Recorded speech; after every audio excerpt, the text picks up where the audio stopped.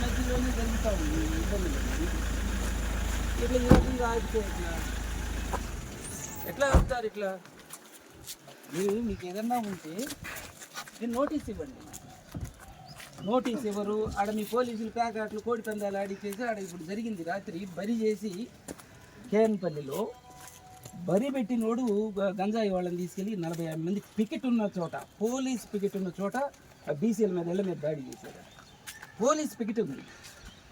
అసలు మీరంటే మాకు రక్షణ లేకుండా పోయింది. ఈ రెడ్ బుక్ రాజ్యాంగంలో పోలీస్ అంటే మీరు షేమ్గా ఫీల్ అవ్వాలా. మీ డిపార్ట్మెంట్ అక్కడ పోస్ట్ ఉంది.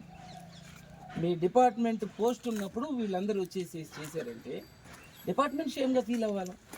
మేము పోయేవాళ్ళం, బయటకు పోయేవాళ్ళు, జనాలకు పోయి ఫంక్షన్లకు పోయేవాళ్ళని వీళ్ళని ఆపుకుంటే కాదు సార్ పోలీసు.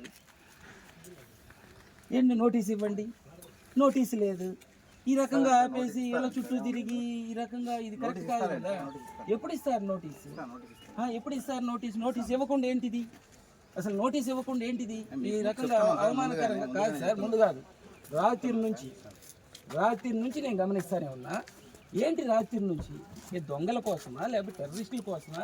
చేసే తప్పులన్నీ డిపార్ట్మెంట్ దగ్గర పెట్టుకొని వాళ్ళ మీద ఇది చేస్తా, మీరు తప్పులు చేస్తా, వాళ్ళ ఊర్లు వదిలిపెట్టేసి వెళ్ళిపోయారు. వాళ్ళకి రక్షణ ఇవ్వండి, వాళ్ళని ఇంటికి తీసుకెళ్ళండి. మీకు చేతనైతే ఎక్కడికి తీసుకెళ్ళండి. వాళ్ళ ఇంటిని దౌర్జన్యం చేసి పోలీసుల ముందు చేసి మీరు మమ్మల్ని కదా ఆపేది. మీరు వాళ్ళని ఆపండి, వాళ్ళని తీసుకెళ్ళండి ఇంటికి. నోటీసు లేకుండా ఈ రకంగా కానీ